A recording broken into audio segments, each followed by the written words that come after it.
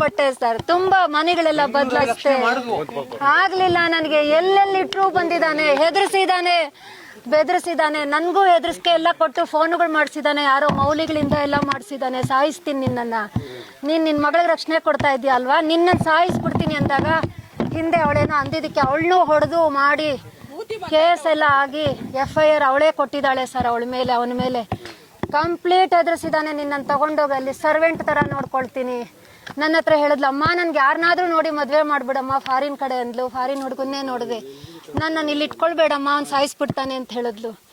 ಎಲ್ಲ ಮಾಡಿದೆ, ಆಗ್ಲಿಲ್ಲ ಸರ್. ಒಂದು ಹುಡುಗನೂ ಸೆಟ್ ಆಯ್ತು.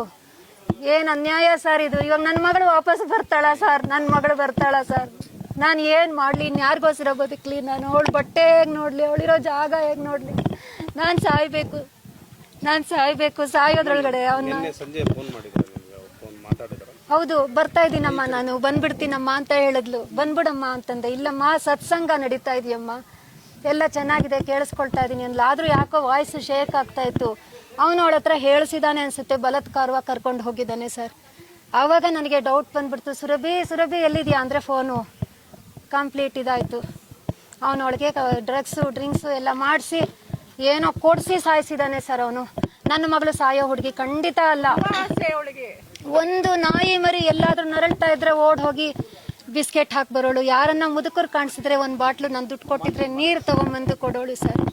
ನೀರು ತಗೊಂಬಂದು ಉಳ್ಕೊಳ್ಳಿ ನೀವು ಅಂತ ಹುಡುಗಿನ ಹೊಡೆದು ಸಾಯಿಸಿದಾನೆ ನನ್ನ ಜೀವನ ಪರ್ಯಂತ. ಲೋಕೇಶ್ ಅವರೇ, ನೀವ್ ಅವತ್ತು ನೋಡಿದಾಗ ಹೇಗಿದ್ಲು ನನ್ನ ಮಗಳು? ನೀವೇ ಹೇಳಿ, ಹೇಗಿದ್ಲು? ಇವ್ರ ಹತ್ರ ಇಲ್ಲಿಗೆ ಬಂದು ಒಂದು 15 ದಿವಸ ಆಯ್ತು ಸರ್, ಅಷ್ಟೇ. ಕೇವಲ 15 ದಿವಸ ಹುಡುಕಿದಾನೆ, ಅಡ್ರೆಸ್ ಹುಡುಕಿ ಬಂದಿದ್ದಾನೆ. ನಾನು ನಮ್ಮೂರು, ನಮ್ಮ ಜಾಗ ಸೇಫ್ ಆಗಿರ್ತೀವಿ ಅಂತ ಹೇಳಿ ಕರ್ಕೊಂಡ್ ಬಂದೆ ಸರ್. ಇಲ್ಲೂ ಬಿಡ್ಲಿಲ್ಲ. ಬೆಂಗಳೂರು ಮನೆ ಬಿಟ್ಟು ಬಂದೆ ಇಲ್ಲಿಗೆ. ಬೆಂಗಳೂರಲ್ಲಿ ಇವರು ನಮ್ಮ ನೇಬರು, ನಮ್ಮ ಕಾರ್ಪೊರೇಟರ್ ಎಲ್ಲ ಹೆಲ್ಪ್ ಮಾಡಿದ್ರು. ಹೊರಟೋಗಿ ಅಮ್ಮ ಸ್ವಲ್ಪ ದೂರ ಎಲ್ಲಾದ್ರು, ಅವ್ನಿಗೇನಾದ್ರು ಒಂದು ಮಾಡೋಣ ಅಂತಂದ್ರು. ಮಾಡಿದಾನೆ, ಕರ್ಕೊಂಡು ಹೋಗಿದ್ದಾನೆ, ಹೊಡೆದು ಬಡ್ದು ಎಲ್ಲ ಮಾಡಿದಾನೆ. ಅವಳು ತುಂಬಾ ಭಯದಲ್ಲೇ ಬದುಕ್ತಾ ಇದ್ಲು ಸರ್, ತುಂಬಾ ಭಯದಲ್ಲಿ ಬದುಕ್ತಾ ಇದ್ಲು. ಗೊತ್ತಿಲ್ಲ, ಕರ್ಕೊಂಡು ಹೋಗೋದು, ಎಲ್ಲೋ ಕುಡಿಸ್ಕೊಳ್ಳೋದು, ಹೆದರ್ಸೋದು, ಬಲವಂತವಾಗಿ ಕುಡಿಸೋದು, ಅಡಿಕ್ಷನ್ ಪ್ರಯತ್ನ ಪಟ್ಟಿದ್ದಾನೆ. ಆಮೇಲೆ ನಾನು ಅವಳನ್ನ ಕರ್ಕೊಂಡ್ ಬಂದ್ಮೇಲೆ ಸರಿ ಹೋಗ್ದವಳನ್ನ ತಿರ್ಗಾ ಈ ತರ ಮಾಡಿದಾನೆ. ಅದು ರಿಹ್ಯಾಬ್ ಅಂತಲ್ಲ, ಸೇಫ್ಟಿಗೋಸ್ಕರ ಇಟ್ಟಿದ್ವಿ. ಅಲ್ಲೇನ್ ಟ್ರೀಟ್ಮೆಂಟ್ ಇಲ್ಲ, ರಕ್ಷಣೆಯಾಗಿ ನೋಡ್ಕೊಂಡಿದ್ವಿ. ಅಲ್ಲಿಗೂ ಫೋನ್ ಮಾಡಿ ಅವ್ರಿಗೆಲ್ಲ ಥ್ರೆಟನ್ ಮಾಡಿದ್ದಾನೆ, ಇದಳ ಇಲ್ಲಿ ಅಂತ. ಅವ್ರು ಇಲ್ಲ ಅಂತ ಹೇಳಿದ್ದಾರೆ. ಅದನ್ನೆಲ್ಲ ಹೇಗೋ ಮಾಡಿ ಅವಳದು ಫೋನ್ ನಾನು ಟ್ರೇಸ್ ಮಾಡಿನೋ ಯಾವ ತರ ಮಾಡಿದಾನೋ ಗೊತ್ತಿಲ್ಲ ಸರ್. ಒಂದು ದೊಡ್ಡ ಜಾಲ ಸರ್. ನನ್ಗೆ ಎಲ್ಲೆಲ್ಲಿಂದನೋ ಮೌಲಿಗಳಿಂದ ಎಲ್ಲ ಫೋನು ಹೆದರ್ಸೋದು. ನನಗೆ ನಿಮ್ಮನ್ನು ಮುಗಿಸ್ತೀವಿ ಅಷ್ಟೇ, ನಿಮ್ಮನ್ನು ಮುಗಿಸ್ತೀವಿ, ಆಮೇಲೆ ಅವಳನ್ನ ತಗೊಳ್ತೀವಿ ನಮ್ಮ ವಶಕ್ಕೆ. ಇದೆಲ್ಲ ಒಂದು ಹೆಚ್ಚು ಕಡಿಮೆ ಒಂದು 6-7 ವರ್ಷದಿಂದ ನಡೀತಾ ಇದೆ ಸರ್. ಹೌದು, ನನಗೂ ಬರ್ತಾ ಇತ್ತು. ಅದು ನನಗೆ ಗೊತ್ತಿಲ್ಲ ಸರ್. ಯಾಕೆ ಅಂದ್ರೆ ಅವಳು ಒಂದೊಂದ್ಸರಿ ಲೇಟ್ ಆದಾಗ ಕ್ಯಾಬ್ ಮಾಡ್ಕೊಂಡು ಹೋಗೋಳು ನಾಗರಬಾವಿಗೆ, ದೂರ ಅಂತ ಹೇಳಿ. ಆವಾಗ ಇವನು ಕ್ಯಾಬಲ್ಲಿ ಪರಿಚಯ ಆಗಿದ್ದಾನೆ.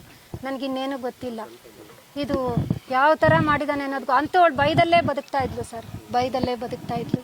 ಎಷ್ಟೋ ಸಮಯ ನಂಗೆ ಹೇಳಿದಾಳೆ, ಬೆಂಗಳೂರು ಹುಡುಗರು ಯಾರು ಬೇಡಮ್ಮ, ನನ್ನನ್ನು ಬಿಡಲ್ಲ ಇವನು, ನನ್ನನ್ನು ದೂರ ಎಲ್ಲಾದರೂ ಫಾರಿನ್ ಕಡೆ ಕೊಟ್ಬಿಡು. ಅದಕ್ಕೋಸ್ಕರನೇ ನೋಡಿದೆ ಸರ್. ಎಲ್ಲ ಮೆಟ್ರಿಮೋನಿಯಲ್ಲೆಲ್ಲ ಬುಕ್ ಮಾಡಿಸ್ತೀವಿ. ತುಂಬ ಸುಂದರವಾದ ಹುಡುಗಿ, ಎಲ್ಲ ಕಡೆಯಿಂದ ಫೋನ್ಗಳು ನಾವು ಮಾಡ್ಕೊಳ್ತೀವಿ. ನಾವು ಹೆದರ್ಸೋದು, ನಿನ್ನನ್ನು ಮುಗಿಸ್ತೀನಿ, ಆಮೇಲೆ ನಿಮ್ಮ ಅಮ್ಮನ ಮುಗಿಸ್ತೀನಿ, ನೀನು ನನ್ನ ಜೊತೆಯಲ್ಲಿ ಇರಬೇಕು, ನನ್ನವಳು ಆಗ್ಬೇಕು, ನೀನು ಮದುವೆ ಮಾಡ್ಕೊಂಡು. ನನ್ನ ಮದುವೆ ಮಾಡ್ಕೊಳ್ಳಲ್ಲ ಅಂದಿದ್ದಕ್ಕೆ ಲಾಸ್ಟ್ ಟೈಮ್ ಗಲಾಟೆ ಮಾಡಿ ಹೊಡೆದು ಬಡ್ದು ಕರ್ಕೊಂಡೇ ಹೊಟ್ಟೋಗಿದ್ದ. ಉಪಾಯ ಮಾಡಿ ಕರ್ಕೊಂಬಂದ್ವಿ. ಗೊತ್ತಿಲ್ಲ ಸರ್, ನನ್ನನ್ನು ಬಿಟ್ಬಿಡಿ ಸರ್, ಇನ್ನಾಗೋದಿಲ್ಲ ದಯವಿಟ್ಟು.